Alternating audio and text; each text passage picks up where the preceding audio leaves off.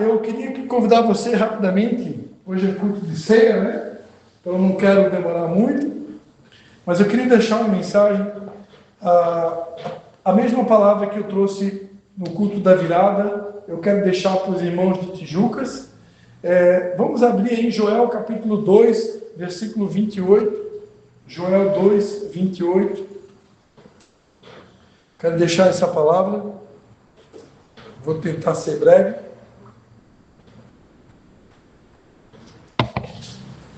Mas nós precisamos falar a mesma língua. Amém? Joel capítulo 2, versículo 28.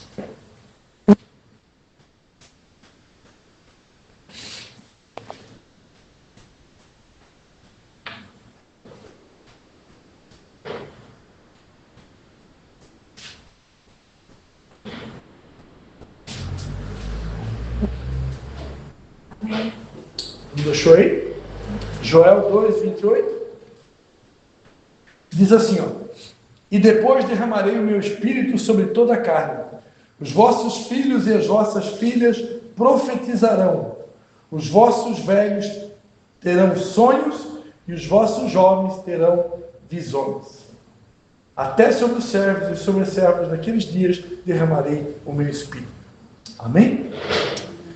Pai, em nome de Jesus, eu quero te dar graças por mais essa oportunidade de poder compartilhar a tua palavra. E mais uma vez eu te peço que o Espírito Santo possa trazer à memória tudo aquilo que possa dar esperança, que o teu Espírito Santo possa nos usar para ministrar aquilo que o Senhor colocou no nosso coração, a tua igreja amada. Eu te peço em nome de Jesus. Amém. Amém?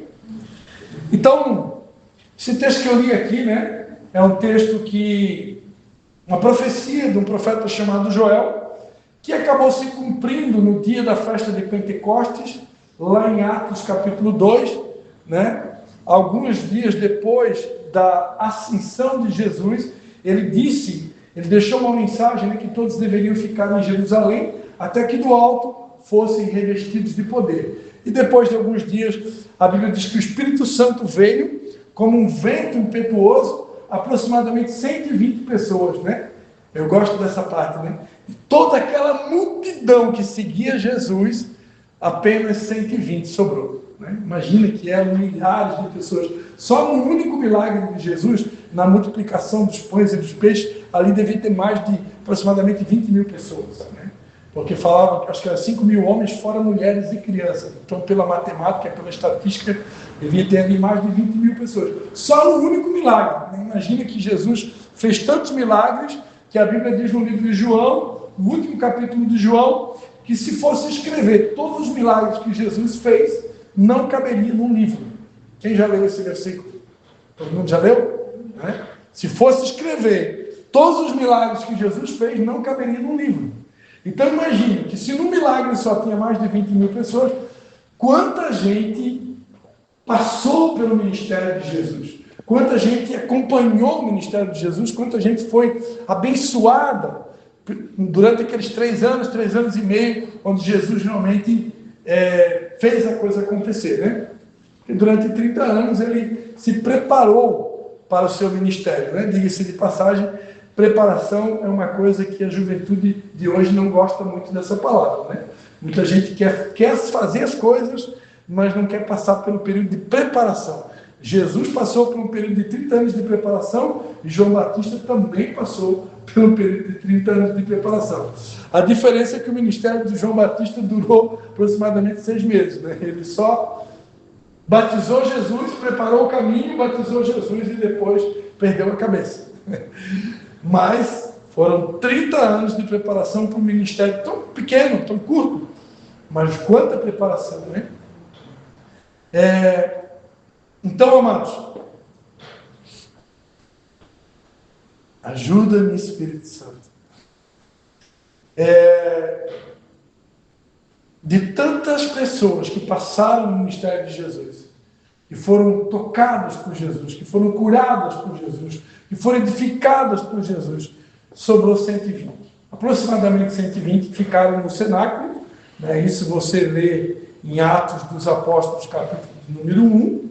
Né? Atos dos Apóstolos, capítulo de número 1, versículo de número 15. Né? Naqueles dias, levantando-se Pedro no meio dos discípulos, ora, a multidão reuniu, era de quase 120 pessoas. Atos 1, 15. Então, quase 120, não era 120. Então, isso aqui sobrou. E essas aproximadamente 120 pessoas estavam reunidas, e então se cumpriu a profecia de Joel. O Espírito Santo de Deus, ele veio como um vento impetuoso, Atos 2, versículo 2, Atos 2, 2, né? De repente veio do céu o som, como de um vento impetuoso, e encheu toda a casa onde estavam assentados, e viram línguas repartidas como de fogo, os quais pousaram sobre cada um deles. Todos foram cheios do Espírito Santo, e começaram a falar em outras línguas, conforme o Espírito Santo lhes concedia que falassem. Bem? Então a profecia de Joel se cumpriu. No entanto, essa profecia continua nos dias de hoje. Mais na frente, né, ali no versículo 14, a Bíblia vai dizer, né, Pedro, porém, pondo-se em pé com os 11 apóstolos, levantou a voz e disse-lhes, homens judeus, e todos os que habitais em Jerusalém, seja-vos isto notório, escutai as minhas palavras. Atos 2,15. Estes homens não estão embriagados, como vocês pensam, sendo a 3ª hora do dia. Mas isto é o que foi dito pelo profeta Joel. Nos últimos dias, diz Deus, do meu espírito derramarei sobre toda a carne. Os vossos filhos e as vossas filhas profetizarão. Os vossos jovens terão visões e os vossos velhos sonharão sonhos. Amém? Então aqui começou a se cumprir a profecia de Joel, mas essa profecia nós entendemos que ela continua se cumprindo nos dias de hoje. Porque Deus continua derramando do seu Espírito, Deus continua salvando vidas e Deus continua batizando vidas com o seu Espírito Santo, ok? Agora, o que eu quero ministrar para vocês aqui nessa noite? A palavra diz que filhos e filhas profetizarão. Ou seja, na nossa geração, muitas pessoas, Deus espera que todos nós possamos ser instrumentos nas mãos dele para profetizar a sua palavra. E diz que jovens terão visões e os velhos terão sonhos. Essa foi a palavra que Deus colocou no meu coração para compartilhar no culto da virada. Deus pediu para mim, colocou no meu coração, que eu deveria repartir com a igreja uma visão, que na verdade foi um sonho que Deus nos deu há muito tempo atrás. Quando Deus nos chamou,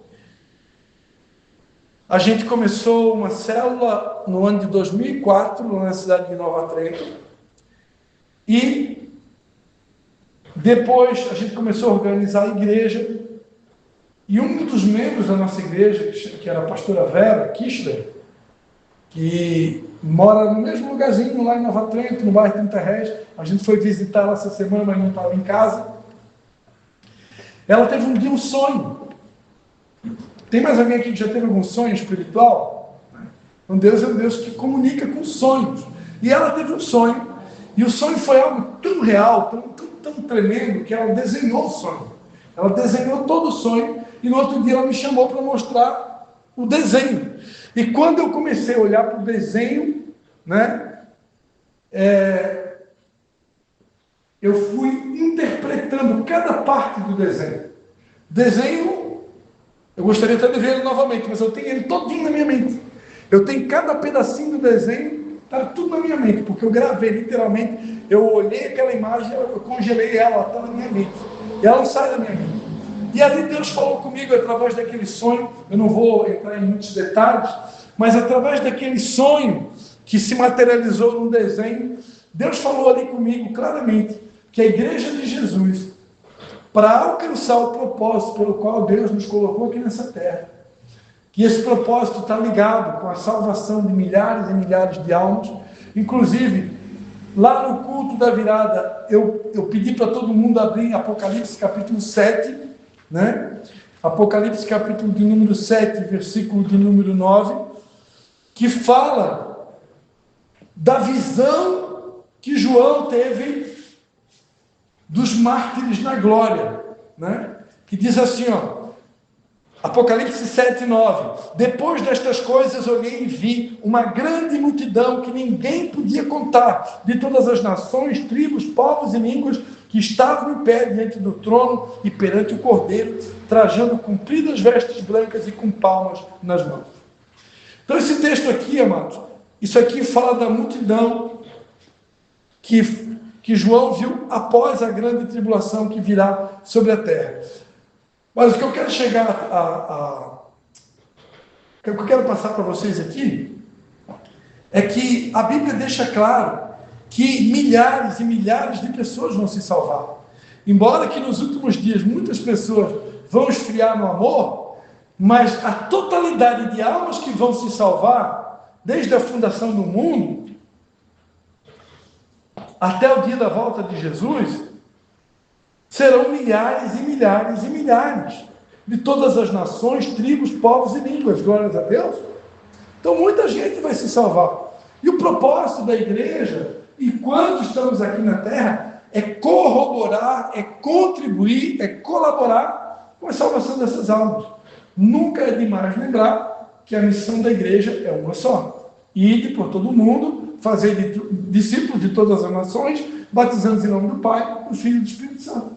A gente não foi arrebatado ainda e a gente está aqui por causa desse propósito. E vai ser sempre esse propósito. Esse propósito não vai mudar nunca, porque essa é a missão da igreja, né? E nós aprendemos essa missão de uma maneira ampliada.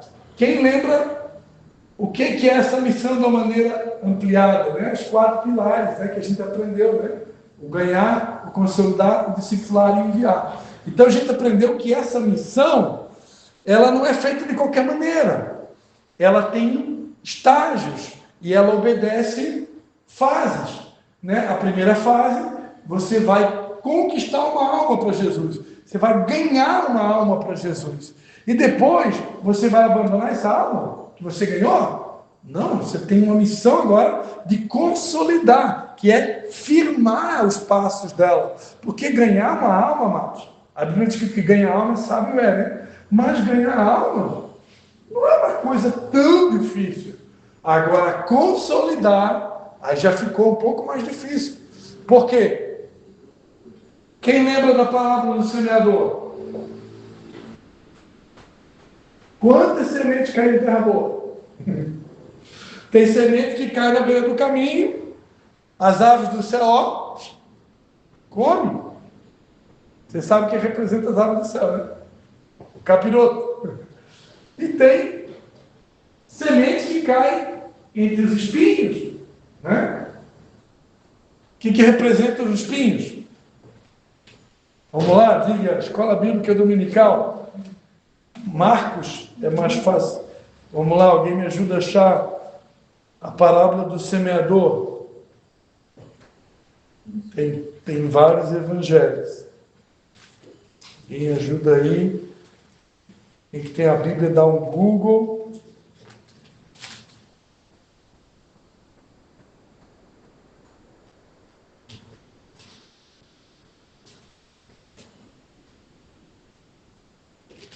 Alguém dá um Google aí e me diz onde é que está. Marcos 4. Marcos 4. Eu sabia que era no começo, mas por que eu fui olhar para o final? Teimoso, né? Marcos 4, né? Então,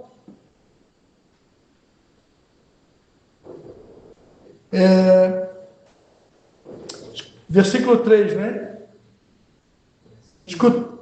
Escutai, saiu o semeador a semear. Semeando ele, parte da semente caiu à beira do caminho. E vieram as aves do céu e a comeram.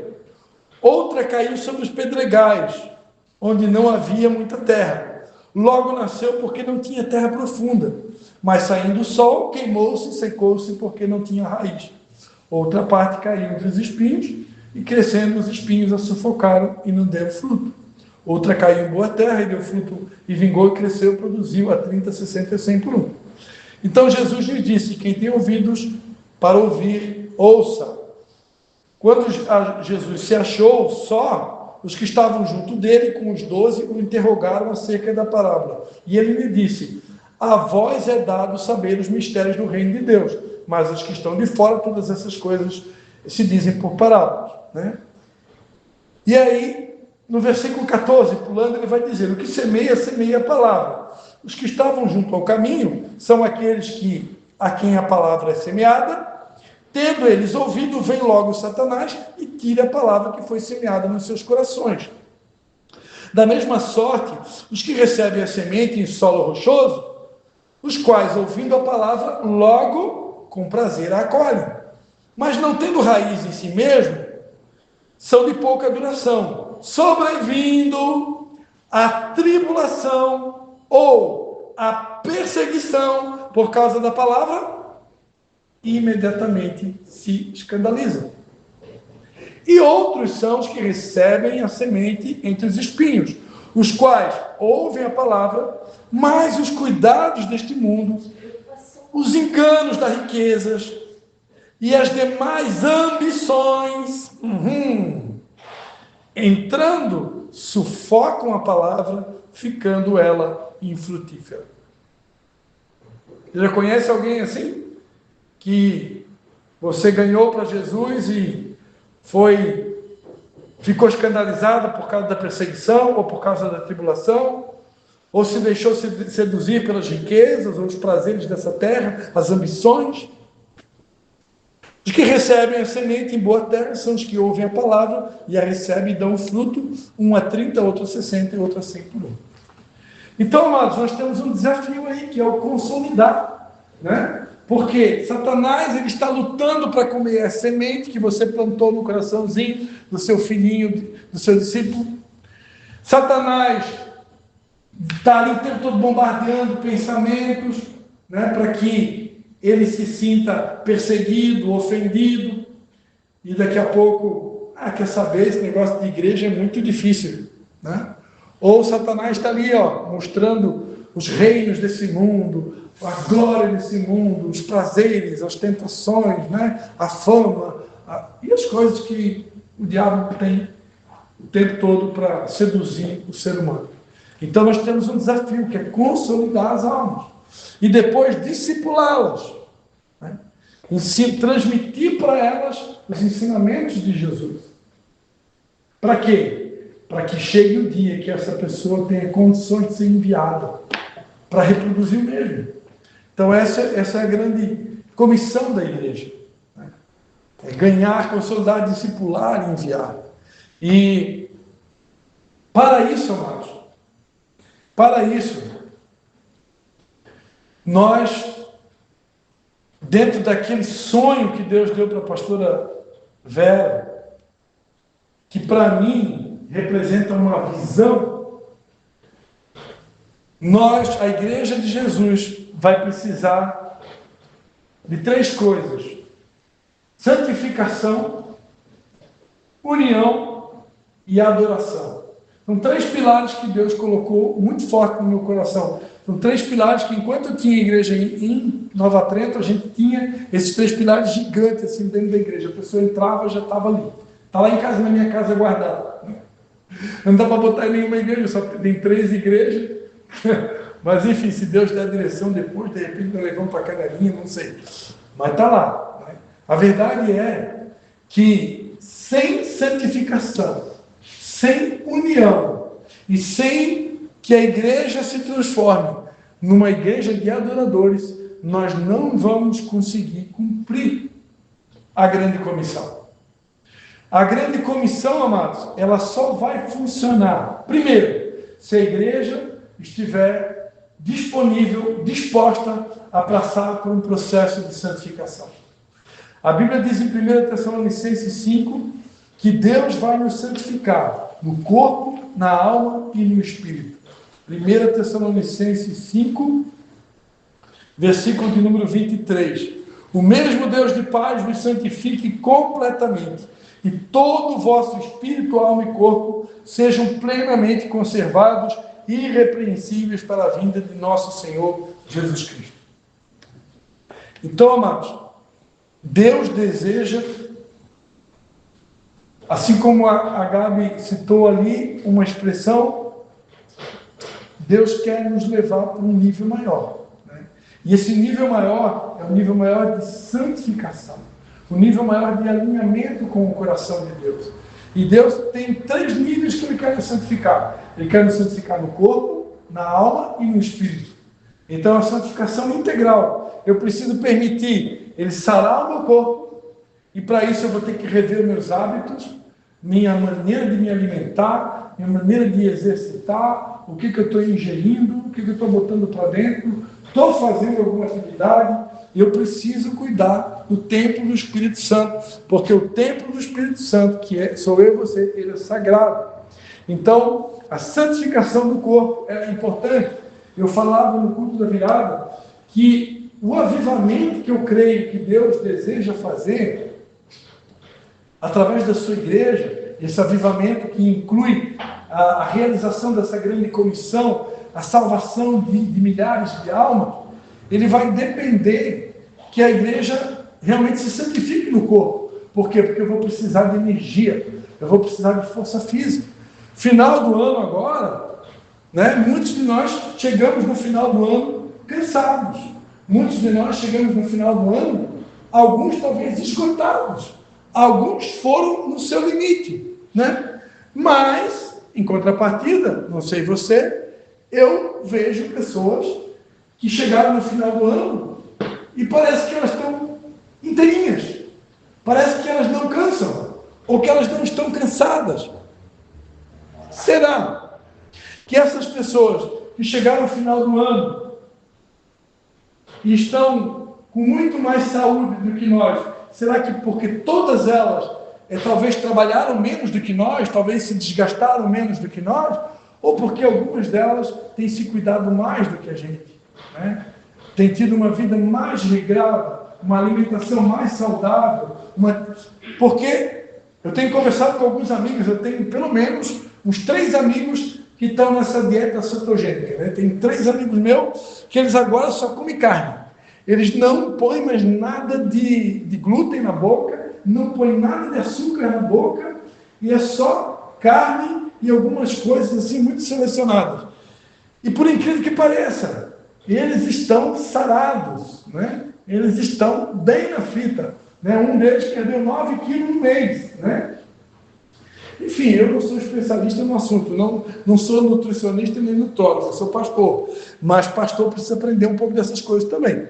Então, eu acredito que, de fato, existem alguns alimentos que a gente deveria ser radical mesmo. Quem aqui já ouviu falar que o trigo, na época de Jesus Cristo, ele tinha 12, como é que chama? Macrossomos? Como é que é? Para quem que é bom aí em biologia, ciência, 12, agora fugiu, a molécula do pão, como é que chama? Depois a gente pesquisa, dá um Google, né? Meu celular está carregando lá, senão já dava um Google aqui. Dá um Google aí, galera. Então, na época de Jesus, o pão tinha 12 e alguma coisa, depois a galera vai descobrir ali, né? E hoje tem 22. Por quê? Porque a molécula do pão, o trigo na época de Jesus, ele foi geneticamente alterado, macrossomos? Ele foi geneticamente alterado inúmeras vezes. Então, o pão que a gente come hoje, o trigo que a gente come hoje, não tem nada a ver com o trigo da época de Jesus. Não é feito com um trigo com 14 cromossomos. Cromossomos. Olha só, cromossomos. Obrigado, galera. Então, na época de Jesus, ele tinha uma composição. É que nem você comparar, irmão Doris, a galinha ensopada da minha avó, feita na panela de ferro, que era criado no terreiro dela, com milho, né? Com comida que sobrava. Era outra galinha. Agora, a galinha que você compra hoje no mercado, é galinha que em menos de 30 dias, ali criado com ração, lá no abatedor, lá, ela engorda um pintinho, vira um frango em 30 dias. Mas vai lá ver se o frango que a minha avó criava no terreiro, se ele com 30 dias matava. Com 30 dias. Eu compro essa galinha ainda e faço uma panela de carne. Ó, minha mãe sabe a receita onde que compra a galinha velha. Aí, ó. Mas, onde é que eu quero chegar, amados? Que eu quero chegar que o ser humano, por causa da ganância, por causa do amor ao dinheiro, ele foi modificando o trigo, ele foi modificando os alimentos. Então hoje você conseguir comer uma comida saudável está cada vez mais difícil. Tá? Então a gente tem que cuidar, realmente pesquisar, se eu não quero daqui a pouco entupir o meu organismo de lixo. Né? E pessoas que já vêm nessa pesquisa contínua, que tem gente que é, vamos falar aqui, né? Tem gente que é fanático por isso, né? Tem gente que ama pesquisar sobre alimentação, exercício e tal, e sono, e água, e coisa lá. E glória a Deus, porque realmente é uma responsabilidade cuidar do templo do Espírito Santo, né? E eu não sei vocês, mas eu quero ter mais energia. Eu quero ter mais energia, eu quero ter mais disposição. Eu não quero ser um velhinho, né, que deita na cama e não levanta mais. Eu preciso me levantar, né, porque ninguém aqui quer dar trabalho para os filhos, né? Ninguém quer. Ninguém quer. Embora que a vontade de Deus vai ser feita, né? Mas se a gente puder contribuir, Deus deixou aqui a receita, né? Santificar. Corpo, alma e espírito. A alma diz respeito aos nossos pensamentos, nossas emoções. Deus quer santificar os nossos pensamentos. Deus quer santificar os nossos sentimentos. Deus quer santificar as nossas emoções. E espírito diz respeito aos pecados do espírito. Né? O orgulho, a altivez do espírito é um pecado do espírito. O egoísmo é um pecado do espírito. Então existem os pecados do espírito. Então Deus quer santificar o espírito, quer santificar a alma e quer santificar o corpo. Né? Eu falava no culto da virada que a Bíblia diz que sem a santificação ninguém verá o Senhor. Né? E que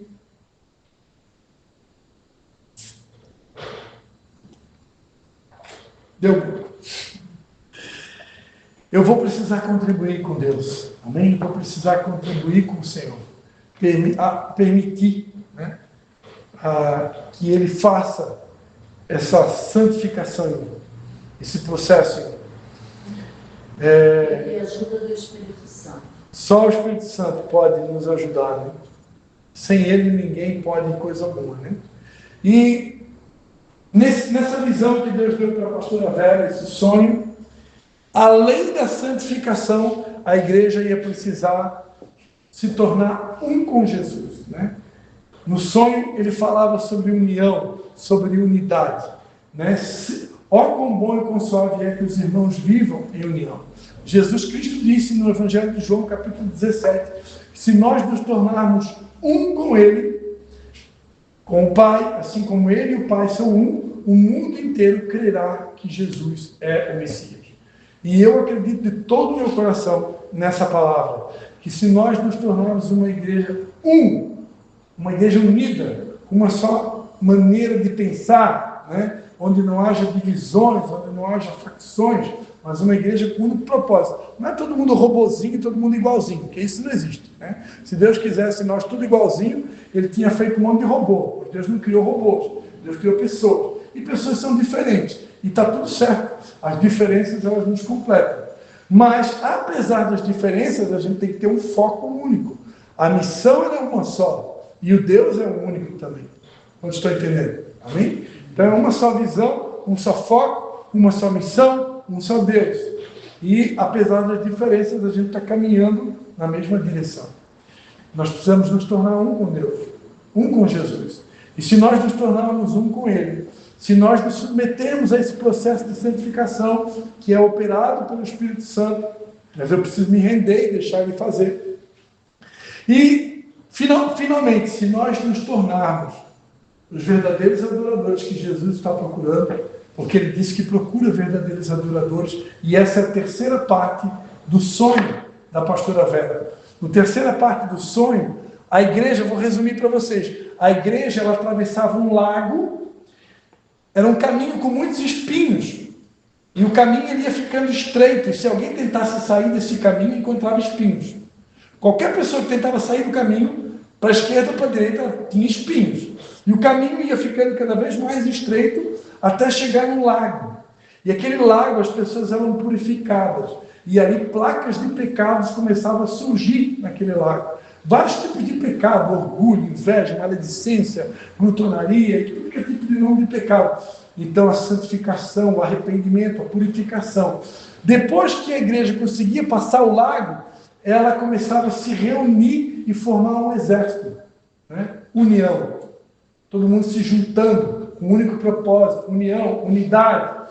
E depois que a igreja conseguia se unir, ela ia para uma terceira dimensão, já era o céu, e lá parecia todo mundo junto, adorando a Deus. Né? A terceira dimensão, a adoração. Deus procura verdadeiros adoradores. E, em poucas palavras, em menos de 1 minuto, o que é um adorador? Um adorador não tem nada a ver com música. Adorador é aquele que obedece o que está escrito em Romanos 12:1. Rogo-vos, pois, irmãos, pelas misericórdias de Deus, que apresentei os vossos corpos como sacrifício vivo, santo e agradável a Deus. Esse é o vosso culto racional. Então, o verdadeiro culto não é o que a gente está fazendo aqui hoje à noite. O que a gente está fazendo aqui hoje também se chama culto. Mas o verdadeiro culto não é esse. O verdadeiro culto, na antiga aliança, animais eram levados para serem sacrificados. Agora, na nova aliança, eu não sacrifico mais animais. Na nova aliança, agora, eu sou o sacrifício. Assim como Jesus foi o sacrifício, ele é o primogênito, né? Ele foi o modelo, ele se sacrificou por todos nós. Agora, a exemplo dele, nós também precisamos sacrificar. Jesus Cristo disse que ninguém tem maior amor do que aquele que dá a vida pelos seus amigos. Né? Evangelho de João, capítulo de número... Sim, o meu mandamento é este, que vocês amem os outros, assim como eu os amei. Ninguém tem amor maior do que este. E alguém dar a própria vida pelos seus amigos? É esse Cristo. Ninguém tem maior amor do que este de dar a vida pelos seus amigos. Vós sois meus amigos se fizeres o que vos mando. Então, tem um outro versículo também, mas esse aqui serve, né? Então, assim como Jesus, ele deu a vida pelos seus amigos, ele deu a vida pela igreja, ele deu a vida por uma missão, nós também precisamos dar a nossa vida, oferecer a nossa vida como sacrifício.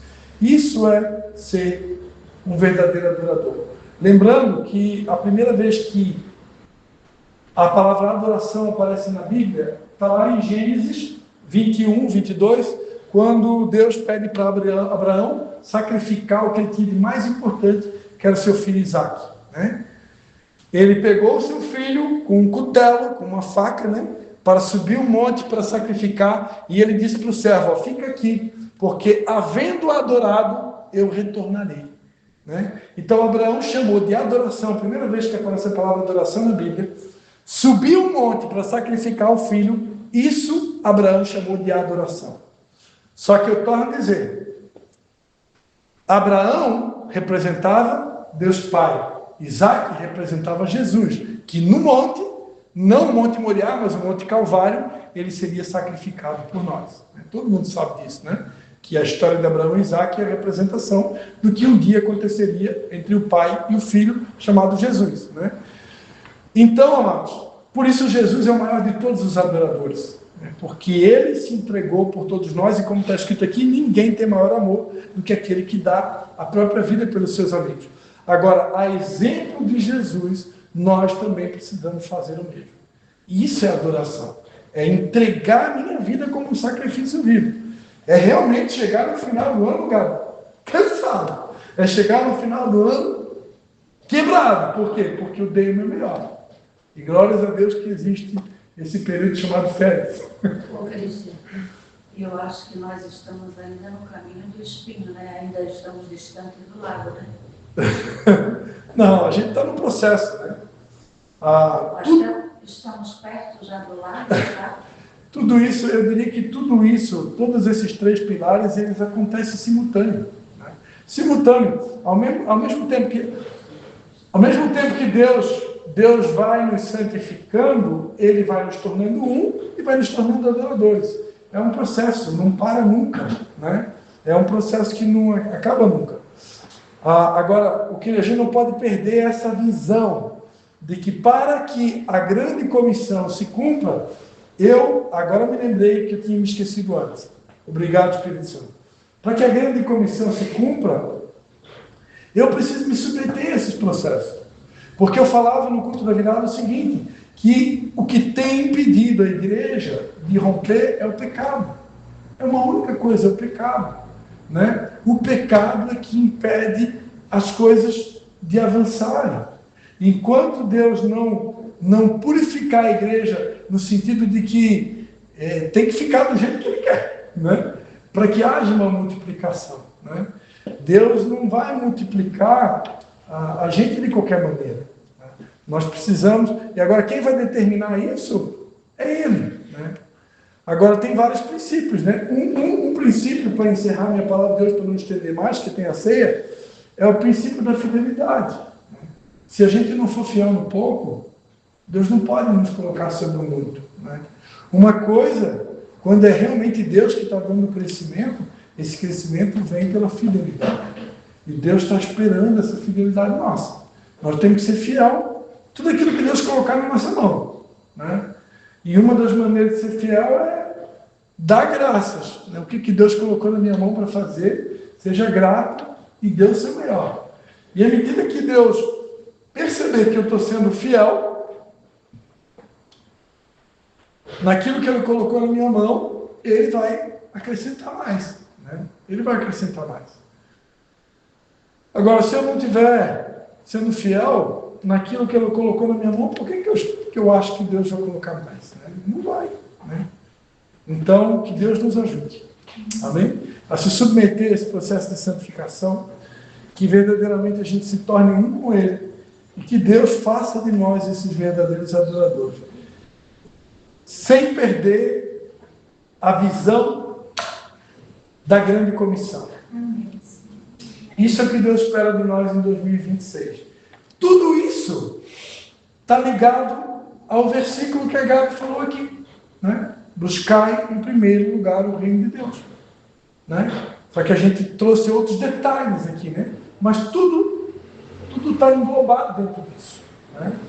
Colocar o reino em primeiro lugar. Né? É priorizar Deus e o seu reino. E para que esse reino se expanda, né? Esse ano o apóstolo René liberou um decreto profético que 2026 será um ano de expansão. E eu acredito de todo o coração, a palavra é, né, amplia o lugar da tua tenda, né? Firma bem as estacas, porque transbordarás para a esquerda, para a direita, a tua descendência possuirá as nações. Eu creio de todo o coração nisso, eu creio que realmente vai ser um ano de expansão, mas nós vamos precisar obedecer esses princípios, né? Que Deus é Deus de princípios. E fazendo isso, pode ter certeza, a expansão virá. Amém? E eu creio numa expansão ao ponto da gente ter que alugar uma sala maior, ir para um lugar maior, né? Em nome de Jesus. Porque o que a gente viu ali em Apocalipse 7, né? Que a multidão que vai estar na glória com Ele é uma multidão de milhares e milhares de todas as nações, tribos, povos e línguas. Então não é pouca gente. E eu falava no culto da virada que essa multidão já vai começar aqui na terra, né? Aqui na terra já vai ser um ensaio do que vai acontecer lá no céu. Nós não vamos fazer parte da multidão dos que esfriaram. Nós vamos fazer parte da multidão dos que estão quentes e que não deixam o fogo apagar. Amém? Vamos ficar de pé?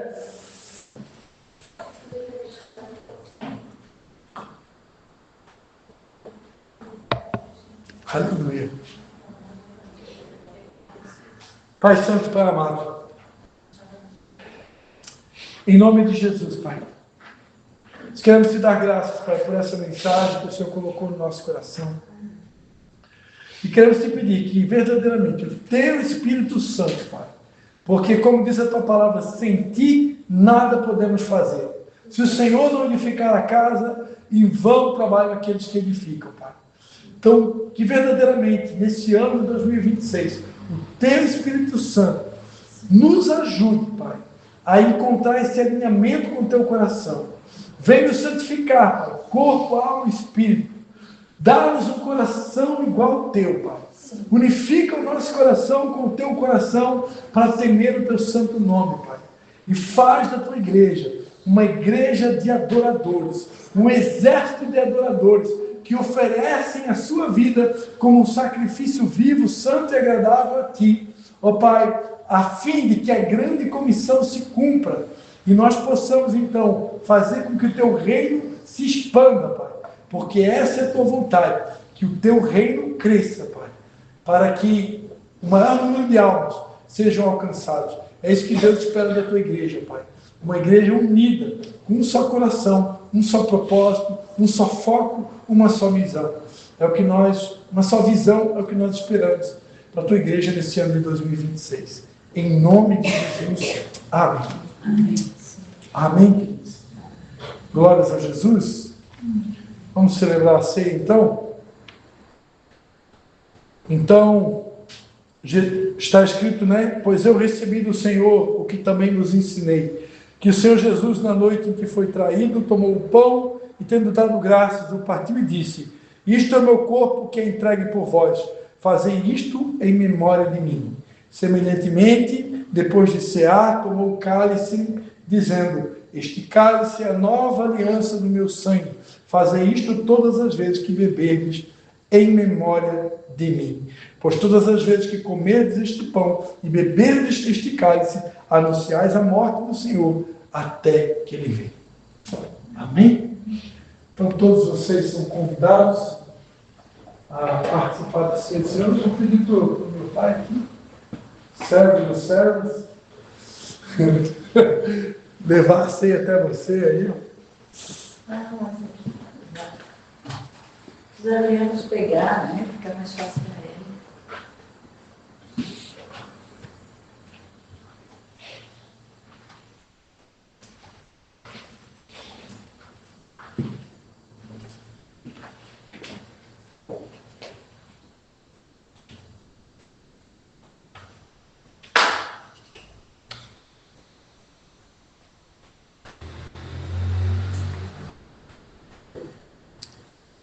Aleluia. Aleluia. Glória a Deus. Pai, em nome de Jesus, Pai, nós queremos Te dar graças mais uma vez, Pai, pelo alto preço que foi pago na cruz do Calvário, pelo sangue derramado por Jesus na cruz do Calvário. Te damos graças pelo sacrifício, por esse gesto tão maravilhoso de adoração que aconteceu naquela cruz. Obrigado, Jesus, por ter morrido em nosso lugar. Obrigado pelo Teu sangue que foi derramado, sangue que nos purifica e nos lava de todo o pecado. Nós Te damos a honra, a glória e o louvor. E nós celebramos esse momento, comendo do Teu pão, que representa o Teu corpo, que foi moído ali na cruz, e bebendo do suco da vida, que representa o Teu sangue, derramado em favor da remissão dos nossos pecados. Coma do pão e beba do cálice. Glória a Deus, aleluia, Senhor. Graças a Deus, Senhor.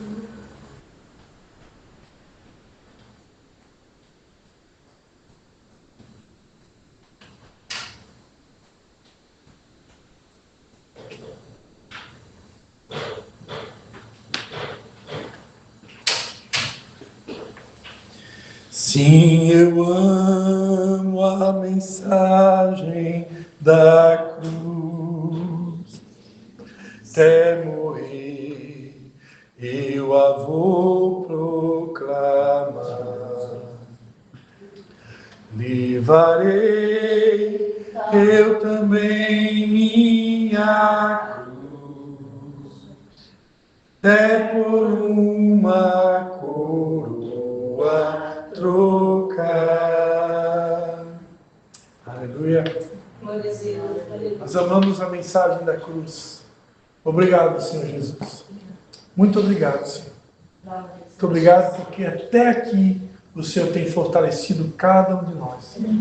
Eu te peço, Pai, que nesse início de 2026, que o Senhor venha fortalecendo os teus filhos e filhas. Amém. Na força do teu poder, Pai. Amém. Que o Senhor nos dê sabedoria, que o Senhor nos dê graça, que o Senhor nos dê estratégia, que o Senhor nos dê unção, que o Senhor nos dê direção, Pai. Amém. Que tudo que venhamos fazer, cada decisão, cada estratégia, cada direção, seja inspirada pelo Teu Espírito Santo. Amém. Nós queremos reconhecer que se o Senhor não nos edificar, se o Senhor não nos ajudar, se o Senhor não nos orientar, sem Ti nada podemos. Que seja um ano que o Senhor nos dê criatividade, direção, estratégias, planos, Pai, para que com muita ousadia, Pai, nós possamos contribuir com a expansão do reino, Pai. Ganhando, consolidando, discipulando almas, para que as mesmas possam ser enviadas no mesmo propósito, no mesmo foco, na mesma missão. Em nome de Jesus. Nós abençoamos cada um aqui no nome do Pai, do Filho e do Espírito Santo. E declaramos que o Senhor faça resplandecer o nosso rosto. Que o Senhor levante o nosso rosto sobre nós e que o Senhor nos dê a paz. Amém. Em nome de Jesus. Amém. Amém. Então, vai embora assim. Dá um abraço aí, né? Pelo menos 5 irmãos. E desejar um feliz ano novo. Eu hoje